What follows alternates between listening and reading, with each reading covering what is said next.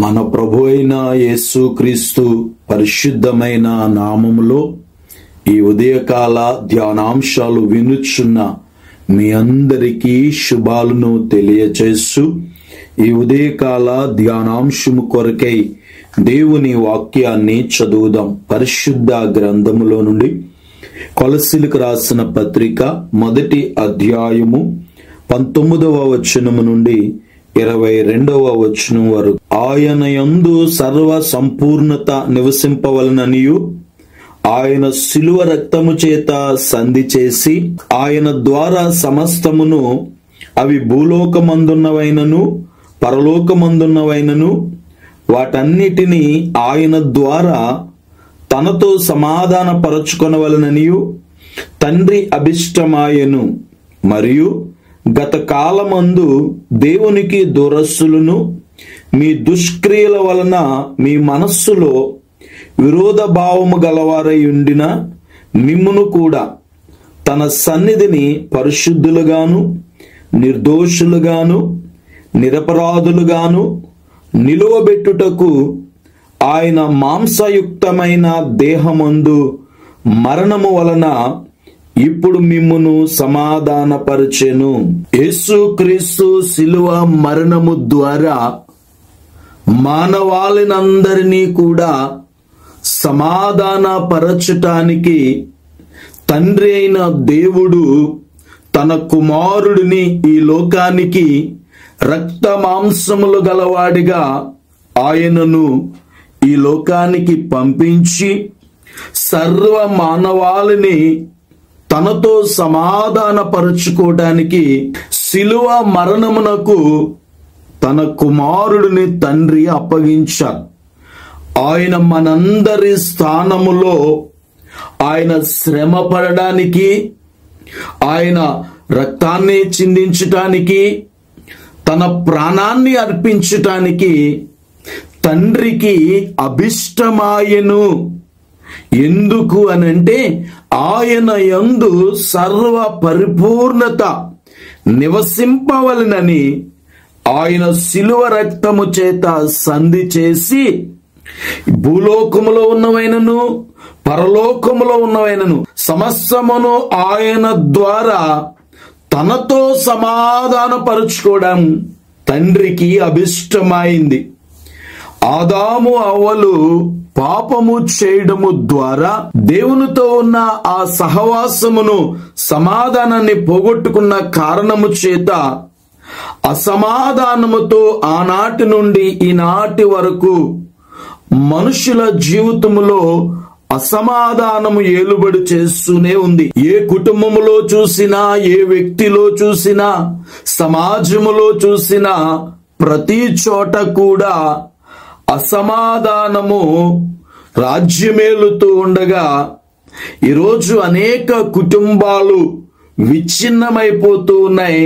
ఈ ఉదయకాలము ఏ సమాధానాన్ని అయితే కోల్పోయాడో మనుష్యుడు, ఆ సమాధానాన్ని మరలా కలగచేయడానికి మన జీవితములో ఆయన సమాధానాన్ని స్థాపించుటము కొరకు యేసయ్య శిలువ మరణాన్ని పొందారు. ఆయన మరణము ఎంతో విలువైంది. ఆయన మరణము ద్వారా మనకు పాపక్షమాపణ లభించింది. మోక్షానికి మనము వారసులుగా మార్చబడ్డాం.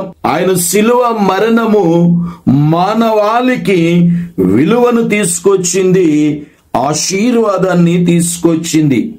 యేసుక్రీస్తు ప్రభుల వారు శిలువ మరణము పొందడము ద్వారా మనము దేవునితో సమాధానపరచబడ్డామని ఎఫెసీయులకు రాసిన పత్రిక 2వ అధ్యాయము 16వ వచనాన్ని చదువుదాం. తన శిలువ వలన ఆ ద్వేషమును సంహరించి దాని ద్వారా వీరిద్దరిని ఏక శరీరముగా చేసి దేవునితో సమాధాన పరచవలనని ఇలాగు చేసెను. గనుక ఆయనయే మనకు సమాధాన కారకుడై ఉన్నాడు. ఈ ఉదయకాలము సహోదరి సహోదరుడా, ఆయన శిలువ మరణము పొందకపోతే ఈరోజు మానవాళికి సమాధానము కలిగేది కాదు. ఆయన మనందరినీ కూడా సమాధాన పరచటము కొరకు ఆ భయంకరమైన శిలువ మరణానికి దేవుడు తన కుమారుడిని అప్పగించాడు. యేసు క్రీస్తు ప్రభుల వారు మానవాళి జీవితములో సమాధానాన్ని కలగచేయడము కొరకు ఆయన 1 - 40 దెబ్బలు తిన్నారు. భారభరితమైన శిలువను మోశారు. ఆయన ఆకాశమునకును భూమికి మధ్య మ్రేకులతో కొట్టబడి సర్వ మానవాళి కొరకు తన ఆఖరి రక్తపు బొట్టు వరకు ఆయన మన కొరకు దారపోశారు. ఆయన శిలువ మరణము ద్వారా సంధి చేయబడి మనందరి పాపములను ఆయన క్షమించి ఆయన మనల్ని తన ఎదుట పరిశుద్ధులుగాను నిర్దోషులుగాను నిరపరాధులుగాను నిలువబెట్టుటకు ఆయన మాంసయుక్తమైన దేహమందు ఆయన మన కొరకు మరణించారు. ఇప్పుడు మనందరము కూడా ఏం చేయబడ్డాము అనంటే దేవునితో సమాధాన పరచబడ్డాం.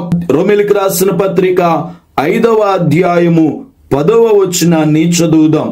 ఏలయనగా శత్రువులమై ఉండగా ఆయన కుమారుని మరణము ద్వారా మనము దేవునితో సమాధాన పరచబడిన ఎడల సమాధాన పరచబడిన వారమై ఆయన జీవించుట చేత మరి నిశ్చయముగా రక్షింపబడుదుము.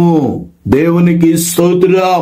మనము సిలువకు శత్రువులమై ఉండగానే ఆయన కుమారుడు మరణము ద్వారా ఇప్పుడు మనందరినీ కూడా ఆయన సమాధాన పరిచారు.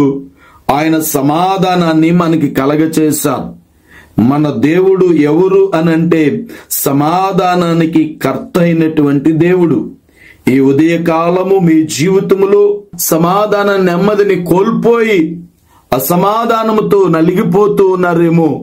ఏ పరిస్థితుల్లో నలిగిపోతున్నా ఈ ఉదయకాలము ఆయన శిలువ యందు మనము విశ్వాసముంచటము ద్వారా దేవుడు మన జీవితాలలో గొప్ప సమాధానాన్ని, శాంతిని, నెమ్మదిని దేవుడు మనకి కలగచేస్తాడు. ఈరోజు ఆ ప్రభు యందు విశ్వాసముంచుదాం. దేవుడిచ్చే ఆ సమాధానాన్ని పొందుదాం. దైవరాజ్యానికి వారసులుగా జీవిందాం. అటు ఉన్నతమైన కృప సమాధానమును దేవుడు మనకి కలగచేయునుగాక. ఆమేన్. ప్రార్థన చేసుకుందాం. ప్రార్థనలో ఏకీభవిందాం. మమ్ములను మిక్కిలిగా ప్రేమించుచున్న మా ప్రియ పరలోకపు తండ్రి, మీకు వందనాలు, స్తుతులు, స్తోత్రాలు చెల్లిస్తున్నాం. ఈ ఉదయకాల ధ్యానాంశాలు వినుచున్న బిడ్డలను దీవించండి, ఆశీర్వదించండి, బలపరచండి. వారి జీవితాలలో ఉన్న అసమాధానమును తొలగించిన ఆయన సమాధానమును కలగచేసి, నెమ్మదిని కలగచేసి, వారి జీవితాలలో మునుపెన్నడు లేని మీ ఉన్నతమైన కృపనిచ్చి మీరే సమాధానపరచి ప్రతి బంధకముల నుండి విడుదలను చేసి ఈ ఉదయకాలము ఈ ప్రార్థనలో ఏకీభవించిన ప్రతి ఒక్కరిని మీరు జ్ఞాపకము చేసుకోండి. ఎవరైతే తమ పాపములను ఒప్పుకుని ప్రార్థిస్తున్నారో వారి జీవితంలో ఉన్న బంధకాలన్నిటి నుండి విడిపించి సమాధానాన్ని కలగచేయమని, ఇంకా మిమ్మల్ని ఎరగిన వారు అనేక మంది లోకములో జీవిస్తూ ఉండగా మీరే వారిని ఆకర్షించి రక్షించమని, ఈ ఉదయకాలము విశేషముగా ఎగ్జామ్స్ రాస్తున్న బిడ్డలకి మంచి తెలివి, జ్ఞానము, వివేకమును కలగచేసి వారి ప్రయాణాల్లో మీరు తోడుగా ఉండి ఉన్నతమైన కార్యాలను చేసి అనేక మంది జ్వరాల చేత పీడింపబడుతుండగా ఈ ఉదయకాలము మీరే ముట్టి స్వస్థపరిచి మంచి ఆరోగ్యాలు ఇచ్చి వారి జీవితాల్లో మీ నూతనమైన వాత్సల్యతను కలగచేసి మీరే బలపరిచి ప్రతి ఒక్కరి జీవితంలో నెమ్మది, సమాధానాన్ని కలగచేయమని యేసు నామములో ఈ మనవులు అడుగుచున్నాను పరమ తండ్రి. ఆమేన్.